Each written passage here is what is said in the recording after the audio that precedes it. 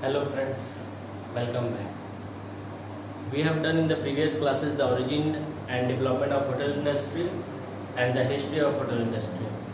So friends, now we are going to start the next chapter of front office is the classification of hotels. The classification of hotels are divided in many parts on the basis. They are division on the basis of something, just like that on the basis of type, on the basis of service. In this way, the classification of hotels are divided.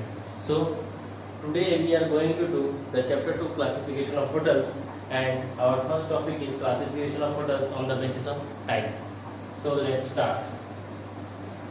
Chapter 2.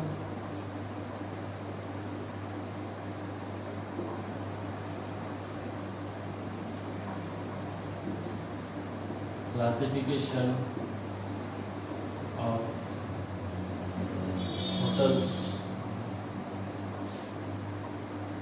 on the basis type. So let's classify. First, commercial hotels. We are going to do the name first. After that, I will explain one by one. So, commercial hotels. Next, airport hotels. Next, resort. Next, casino hotels. Next, conference hotels.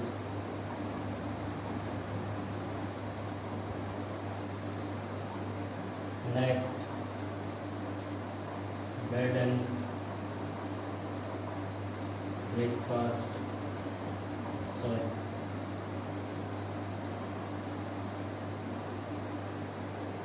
Hotels.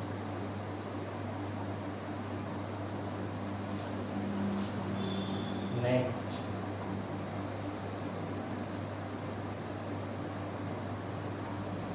time is here for condominium.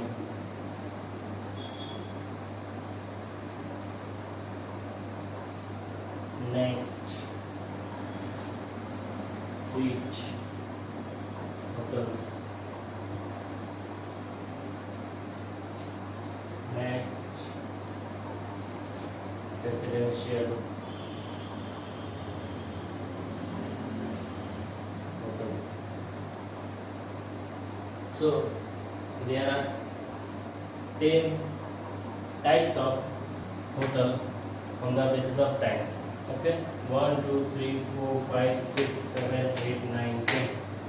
Okay friends, now I am going to explain every topic one by one. So let's rub it.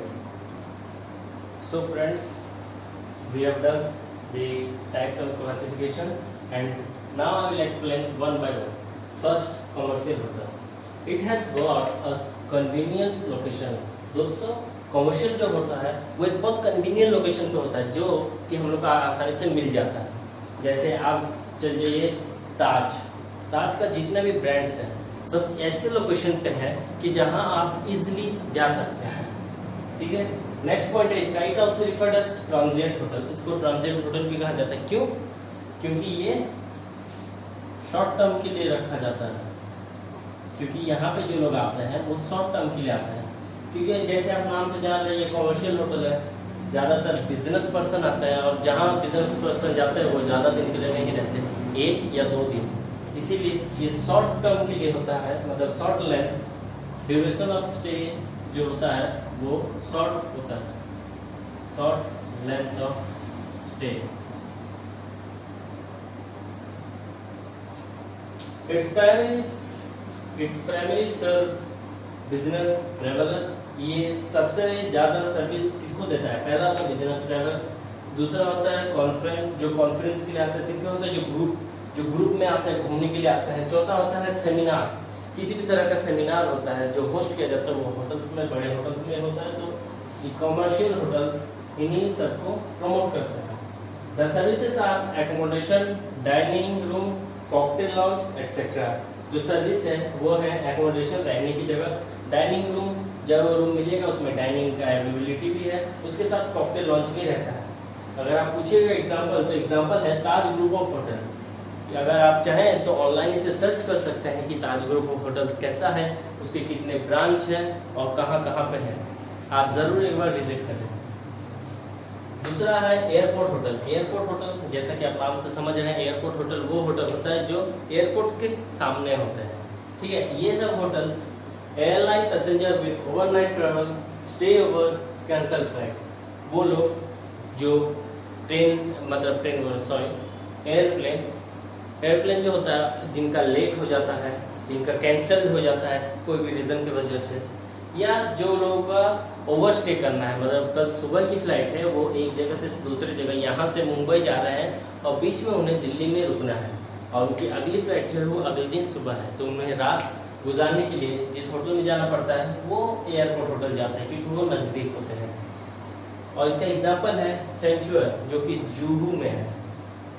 तीसरा residential hotel.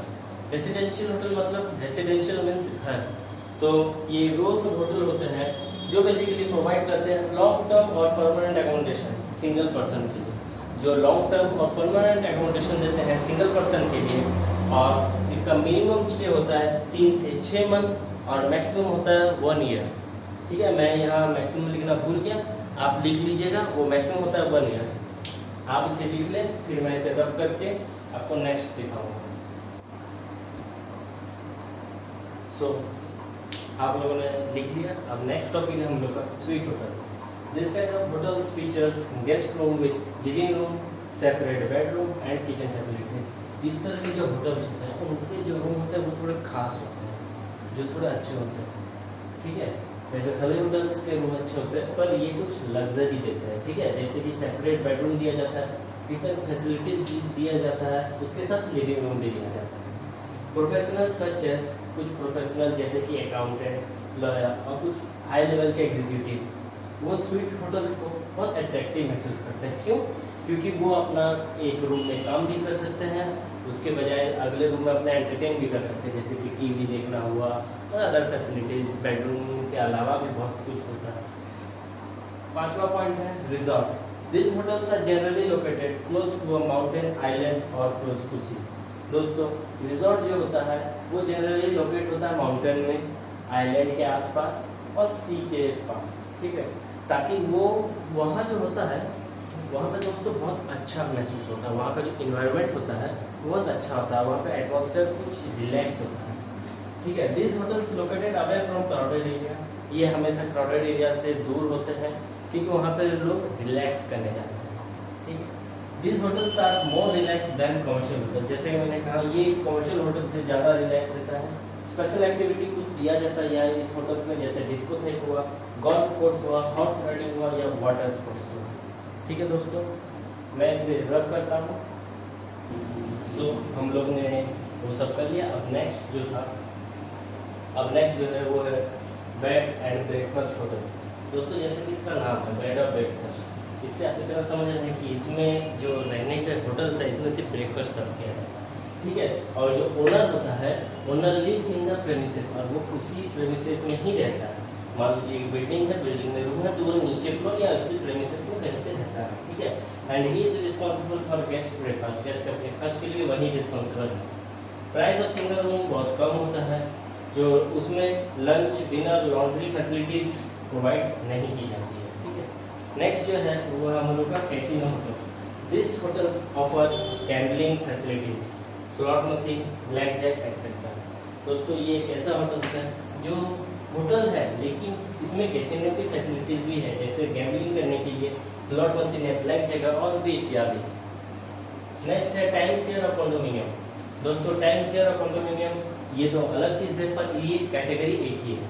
इसमें क्या होता है कि आप लोग कोई एक स्पेसिफिक बिल्डिंग को हम लोग लीज पे लेते हैं, जैसे गवर्नमेंट बहुत सारे एरियाज को लीज पे लेकर उसमें काम चलाते हैं, वैसे ही इसमें हम लोग लीज पे लेते हैं एक स्पेसिफिक टाइम के लिए, और उसमें हम लोग होटल की तरह बनाते हैं, और उसका जो इलेक्ट्रिक बिल होता है या जितने भी अदर बिल्स होते हैं वो उसी ओनर को करना होता है। ओनरशिप लिया जाता है उसमें, और वो 1 से 2 वीक के लिए साल में छोड़ा जाता है, और उसका जो रूम का साइज होता है वो ज़्यादा होता है। दोस्तों इन दोनों में अगर आप अंतर पूछिएगा तो कंडोमिनियम जो है वो एक सिंगल ओनर एक अकेले बिल्डिंग को लेता है, और जबकि टाइम शेयर जो होता है उसमें एक बिल्डिंग के ये सेक्टर ए, ये बी, ये सी, इसमें ओनर मल्टीपल होता है।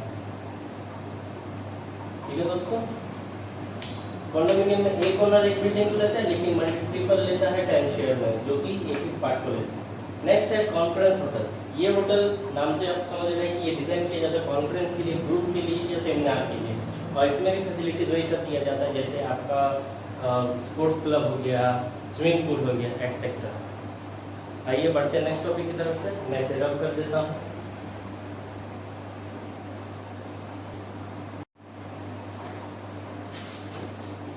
सो जो नेक्स्ट क्लासिफिकेशन है वो है on the basis of level of service. दोस्तों पहले हम लोग पढ़े on the basis of time, अब ये लेवल ऑफ सर्विस है। तो इसमें 3 लेवल ऑफ सर्विस है, जिसमें हम लोग अगर हम लोग गेस्ट आते हैं तो हम लोग क्या सर्विस देते हैं, 4 लेवल। पहले आता है इकोनॉमी या लिमिटेड सर्विस, जिसमें हम लोग लिमिटेड सर्विस देते हैं। दूसरा आता है मिड रेंज या मिडिल क्लास या मिड रेंज या मीडियम, जो बोल दीजिए वो होटल्स। और तीसरा world class service means 5 star luxury deluxe. तो पहले आता है लिमिटेड या इकोनॉमिक सर्विस में, जिसमें प्रोवाइड किया जाता है बेसिक नीड्स को, जैसे room, food and only room and food. The number of guest is less and the number of room is also less with the requirement of staff is minimum staff requirement है, क्योंकि room cum है, guest भी कम आते हैं। The hotel provide clean, comfortable, inexpensive room। जो hotel होता है वो प्रोवाइड करते हैं क्लीन, कंफर्टेबल और इनएक्सपेंसिव रूम, मतलब सस्ते room. The type of guests are families with children, budget minded travelers। इसमें वो तरह के लोग आते हैं जिनका बजट कम होता है, कहीं घूमने गए हैं, उनका बजट कम है, उनको किसी होटल्स में रहना है, वो लोग या जो फैमिलीज आते हैं वो बच्चों के साथ, उनके लिए, क्योंकि उन्हें भी बहुत सारी स्पेस चाहिए होता है। ठीक है दोस्तों,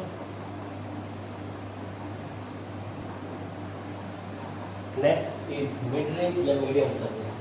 here it provide modest but sufficient level of service. यहाँ पे सर्विस जो है वो मॉडेस्ट मतलब कम, लेकिन वो सफिशिएंट लेवल होता है।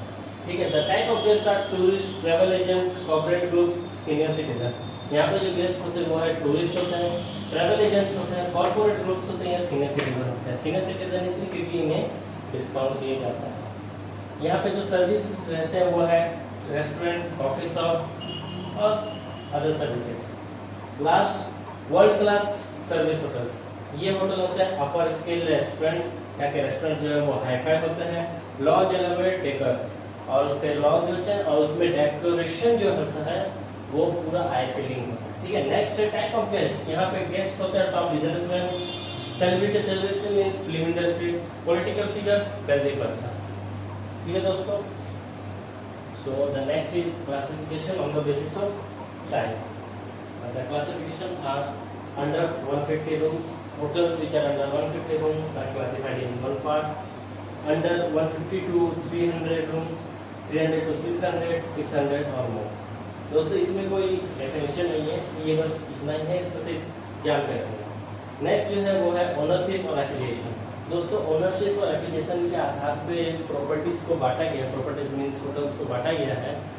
जो लोग के पास अपना इंडिविजुअल प्रॉपर्टी है, मीन्स अगर मैं अपने नाम पे अपना होटल खोल रहा हूँ, वो जो होगा वो होगा इंडिपेंडेंट, मीन्स मेरा अपना। और जो होता है चेन, ये दो तरह के हैं, इंडिविजुअल और इंडिपेंडेंट और चेन। चेन में होता है एक ही कंपनी के बहुत सारे पार्ट है, जैसे ताज बंगाल है, ताज बेंगलुरु है, और भी ताज मुंबई है। ताज वो होता है चेन। ठीक है दोस्तों, तो पहले हम बात करते हैं इंडिपेंडेंट की। इंडिपेंडेंट वो होता है जिसका कोई स्पेशल एफिलिएशन नहीं होता अदर प्रॉपर्टी के साथ, और ना ही इसका कोई रिलेशनशिप होता है दूसरे प्रॉपर्टी के साथ, जिसका कोई पॉलिसी या फिनेंशियल ऑब्लिगेशन है। इसका फ़ायदा क्या है, इसमें कोई स्पेसिफिक इमेज मेंटेन नहीं करना पड़ता है। जैसे ताज होटल्स में आपको इमेज मेंटेन करना पड़ता है। मैं ताज का नाम इसलिए बार बार ले रहा हूँ ताकि आप लोग इजीली समझें, ठीक है दोस्तों। तो ताज अपना एक इमेज मेंटेन करके रखता है, उसका एक स्टैंडर्ड मेंटेन होता है। और इसका डिसएडवांटेज क्या है, ये इंजॉय नहीं कर पाता परचेजिंग पावर ऑफ चेन का जो पावर है। मान लीजिए आपके पास एक चेन होटल है, ठीक है दोस्तों, तो अगर आपके पास वो है तो आपको किसी और चीज़ में ध्यान देने की ज़रूरत ही नहीं पड़ेगी, क्योंकि उसमें से आपको जो प्रॉफिट होगा या उसमें से आपका जो इमेज बनेगा वो बहुत है।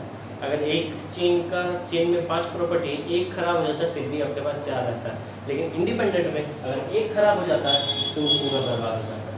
ठीक है दोस्तों, अब आते हैं चेन पे।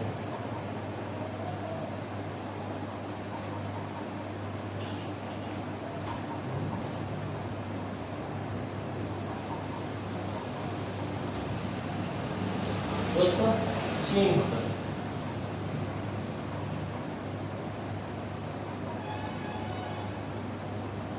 होटल, चेन होटल क्या है दोस्तों? जैसा कि हम लोग इंडिपेंडेंट में पढ़े, इसका कोई एफिलिएशन नहीं होता अदर प्रॉपर्टी के साथ, बट चेन होटल को they have to maintain a specific standard of rule.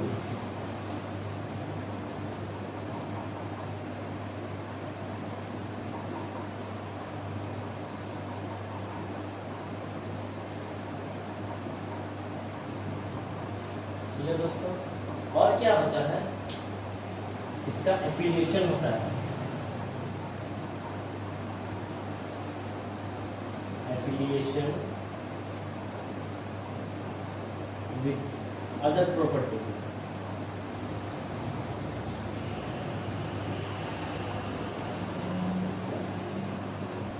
अगर सीधे तरह से बोले in general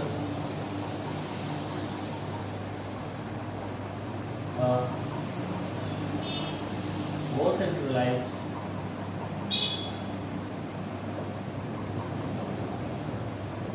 hotel is a more controllable hotel। दोस्तों चेन को भी 2 पार्ट में बांटा गया है। एक है मैनेजमेंट कॉन्ट्रैक्ट और दूसरा है फ्रेंचाइजी और रेफरल ग्रुप।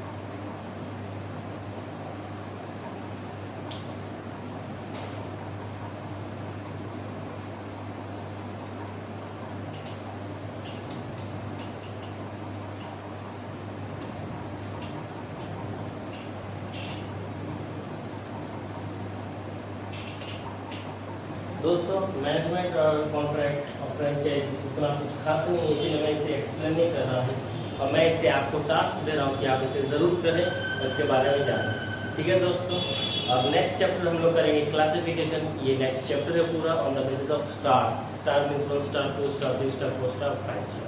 ठीक है दोस्तों, अगर आपको वीडियो पसंद आए तो लाइक करें, सब्सक्राइब करें, बेल का आइकन दबाना ना भूलें दोस्तों, और ज़रूर से ज़रूर शेयर करें।